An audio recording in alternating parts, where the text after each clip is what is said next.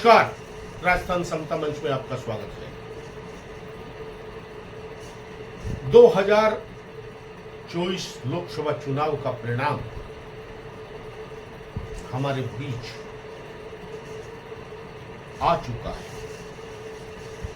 और इस 2024 के लोकसभा चुनाव में जब हम चूरू लोकसभा चुनाव के परिणामों को विधानसभा वाइज परखने का प्रयास करेंगे तो हमें पता चलेगा कि विधानसभा वाइज जो नेता कांग्रेस और भाजपा के स्थापित है वे इस तराजू पर कहां तक खरे उतरे।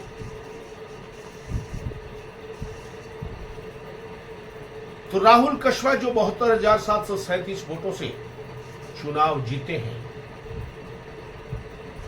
उनमें सबसे पहले हम बात करते हैं शादुलपुर विधानसभा क्षेत्र की, जहां से 25,000 से अधिक वोटों से बढ़त राहुल कस्वा ने ली है। गत विधानसभा चुनाव से अगर हम तुलना करें तो राहुल कस्वा उस वक्त भारतीय जनता पार्टी में थे और भारतीय जनता पार्टी की विधानसभा की प्रत्याशी सुमित्रा पूनिया थी, लेकिन विधानसभा चुनाव के परिणामों में वे तीसरे नंबर पर रही थी और कांग्रेस के प्रत्याशी कृष्णा पूनिया दूसरे नंबर पर रही थी।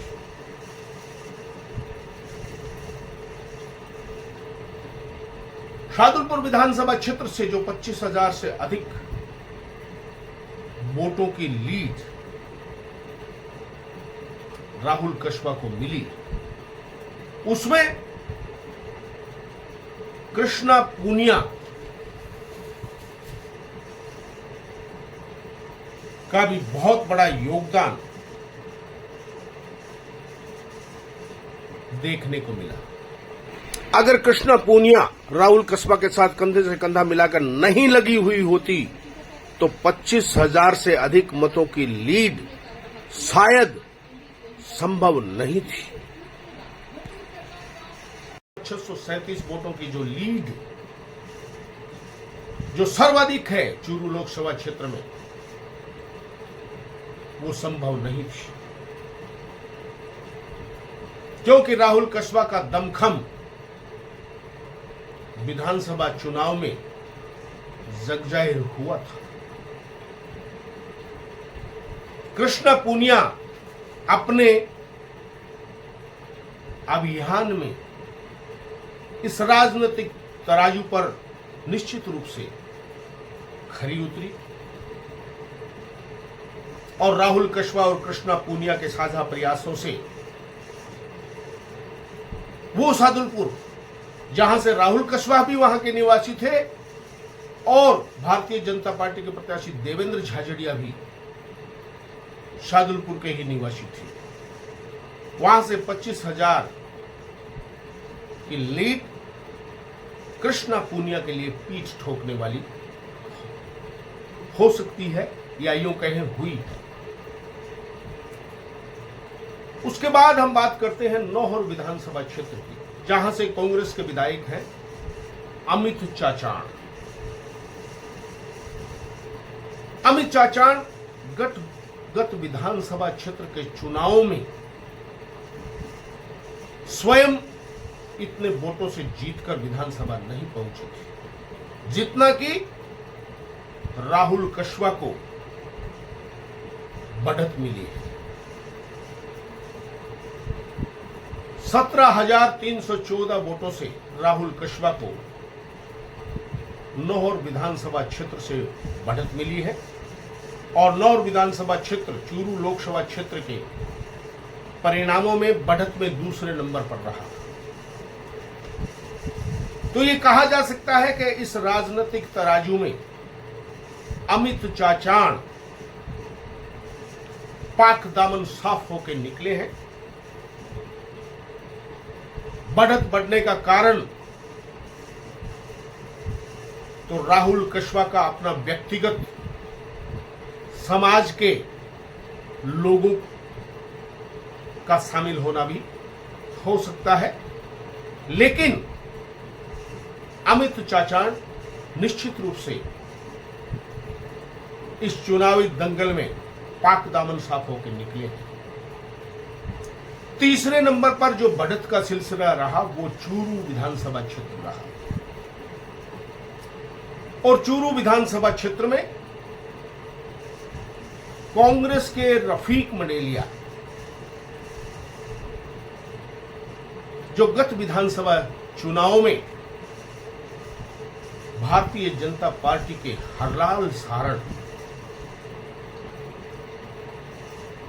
से लगभग 7,000 के आसपास वोटों से चुनाव हारे थे, लेकिन इस बार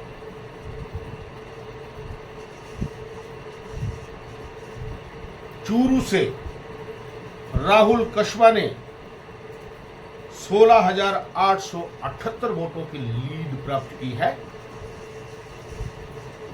जो यह दर्शाता है कि इस चुनावी दंगल में रफीक मंडेलिया राहुल कस्बा के लिए और कांग्रेस के लिए खरे उतरे।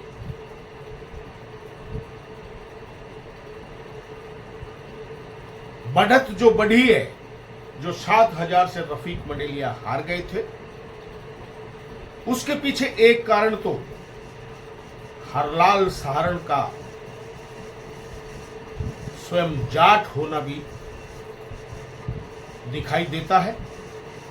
लेकिन इस बार के चुनाव में लाख कोशिशों के बावजूद जब राजेंद्र राठौड़ भी चाहते थे कि देवेंद्र झाझड़िया को बढ़त मिले और हरलाल सारण ने भी अपना एडी से चोटी का जोर लगाया, लेकिन ऐसा लगता है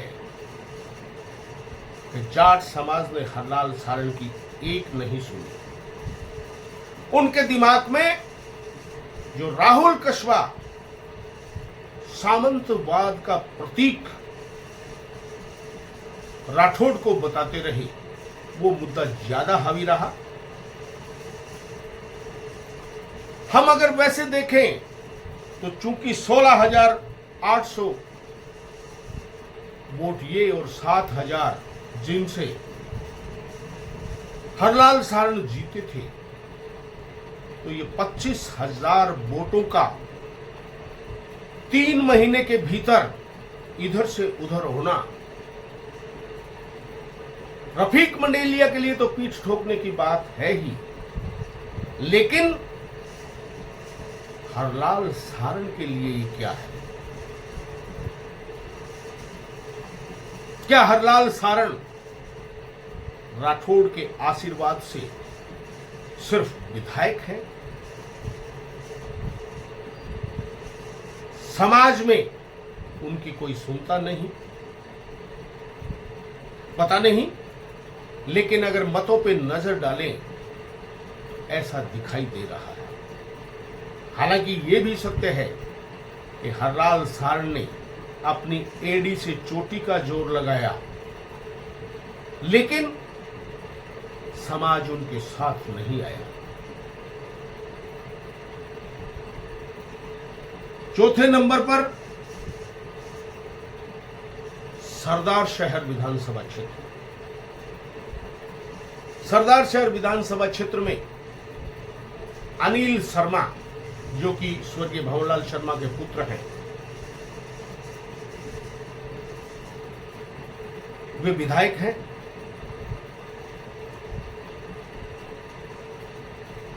और अगर अब वैसे हम देखें तो गत चुनाव में राजकुमार रेणुआ, जो भारतीय जनता पार्टी के प्रत्याशी थे, वे तीसरे नंबर पर रहे।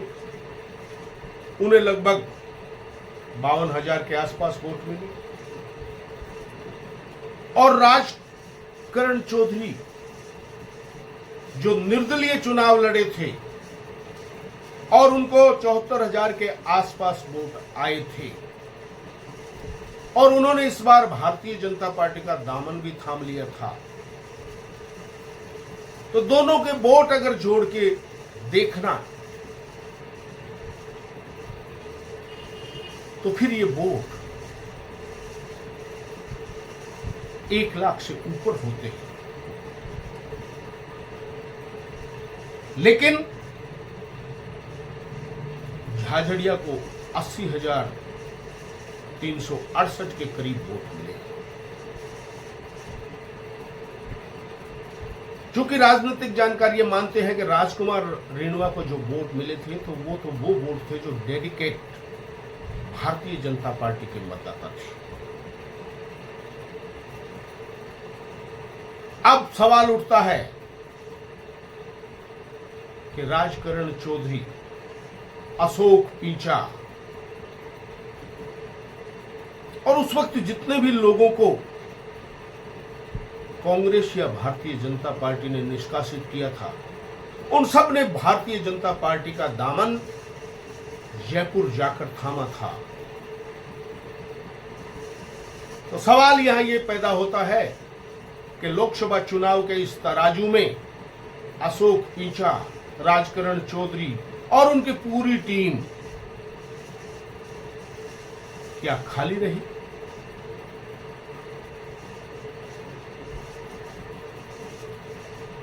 ये सवाल खड़ा होता है।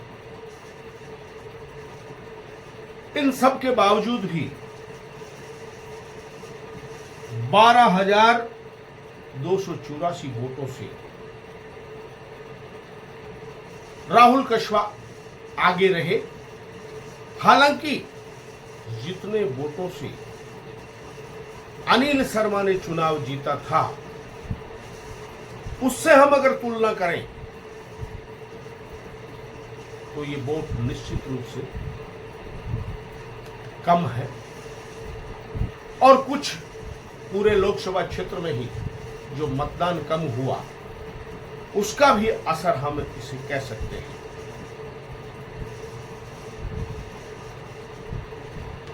अब बात करते हैं तारानगर विधानसभा क्षेत्र की, जहां से कांग्रेस के जाने माने नेता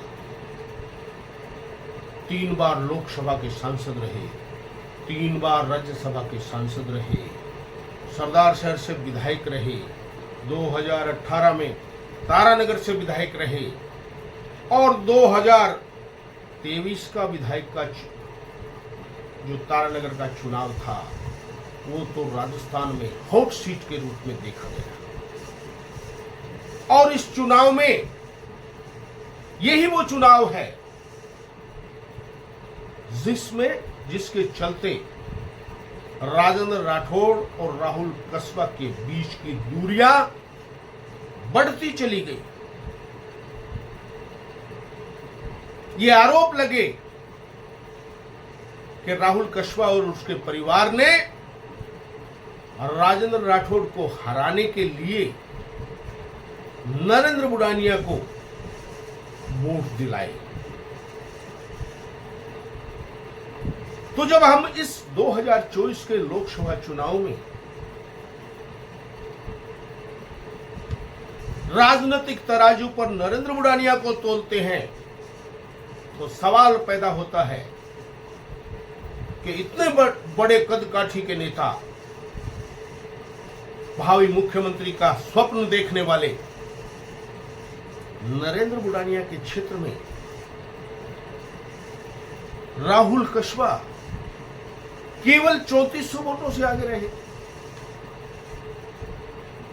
जबकि राहुल कस्बा का व्यक्तिगत प्रभाव तारानगर विधानसभा क्षेत्र में निश्चित रूप से है। तो नरेंद्र बुडानिया जो खुद 10,000 के आसपास वोटों से जीते थे, इन वोटों में कमी क्या इशारा कर रही है? अब इस राजनीतिक तराजू पर नरेंद्र गुडानिया को तोलने की जिम्मेवारी तो कांग्रेस के जिले के नेताओं और कांग्रेस के थिंक टैंक की है। उसके बाद आते हैं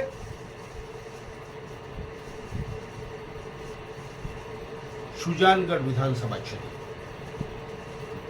सुजानगढ़ विधानसभा क्षेत्र में 2060 वोटों से राहुल कस्बा आगे रहे। लगभग ऐसी ही स्थिति 3 महीने पहले हुए विधानसभा के चुनाव में रही। मनोज मेघवाल इतने से ही मार्जिन से, थोड़ा बहुत अंतर है, जीतकर विधानसभा में पहुंचे थे। तो लोकसभा के चुनावी तराजू में मनोज मेघवाल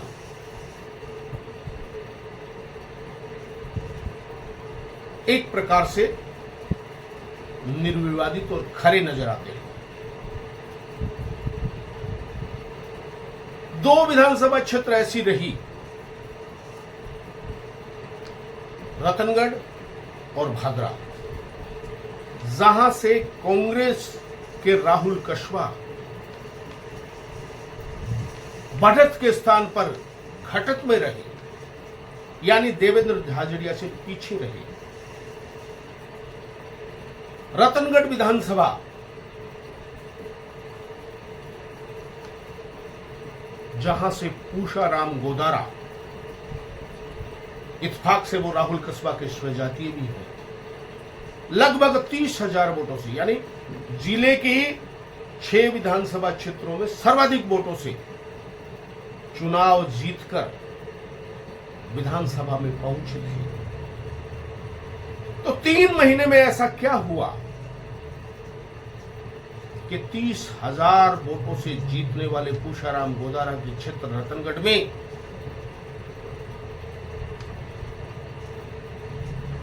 राहुल कस्बा 1465 के करीब वोटों से पीछे आए।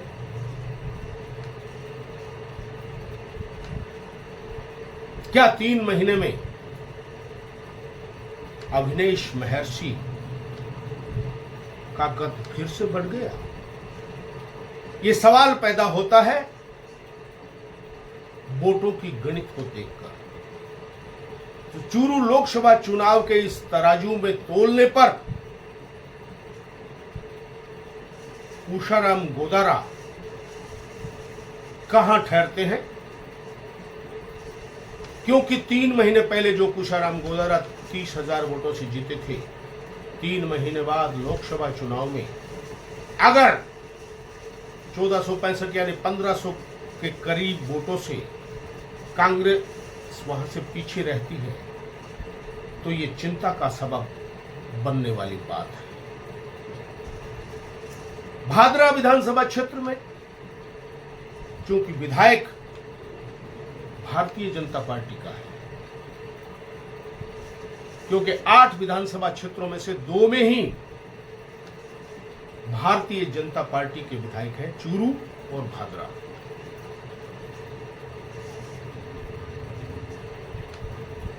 लेकिन सर्वाधिक चर्चा चुनाव मतदान के से लेकर मतगणना के बीच में भादरा की बहुत बढ़ चढ़ के हुआ करती थी। कांग्रेस और भारतीय जनता पार्टी दोनों के ही समर्थक अपने आप को भादरा में भारी लीड लेना बता रहे थे। राहुल कस्बा और उनके परिवार का व्यक्तिगत संपर्क भी भादरा में रहा है और विगत में भादरा विधानसभा क्षेत्र में राम सिंह कस्बा हो या राहुल कस्बा हो, अच्छी बढ़त लेते रहे हैं। लेकिन क्या विधायक बेनीवाल ने राहुल कस्बा की बढ़त को रोकने में सफलता प्राप्त कर ली? अगर आंकड़ों पर जाएं तो निश्चित है, क्योंकि 4,880 वोटों से भादरा विधानसभा क्षेत्र में भारतीय जनता पार्टी के उम्मीदवार देवेंद्र झाझड़िया ने राहुल कस्बा से बढ़त ली है, तो भाजपा विधायक बेनीवाल लोकसभा चुनाव के इस तराजू में अपनी पीठ ठोक सकते हैं। 8 विधानसभा क्षेत्रों के चिंतन मनन के बाद एक प्रश्न यहां और है कि रतनगढ़ विधानसभा क्षेत्र वो क्षेत्र है जहां से कांग्रेस के संगठन जिला कांग्रेस की कमान भी राहुल कस्बा के स्वजातीय बंधु के हाथों में है। तो जिलाध्यक्ष इंद्राज खीचड़, विधायक उषाराम गोदारा, पूर्व विधायक पंडित जयदेव प्रसाद इंदौरिया के पुत्र, राजलदेसर नगर पालिका के चेयरमैन रह चुके हंसराज पारीक और अन्य कांग्रेस के नेता जो बहुत लंबे चौड़े दावे करते रहे हैं, वहां से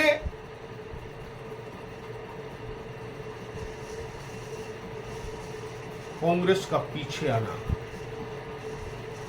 क्या कह रहा है, ये फैसला आप कीजिए। धन्यवाद।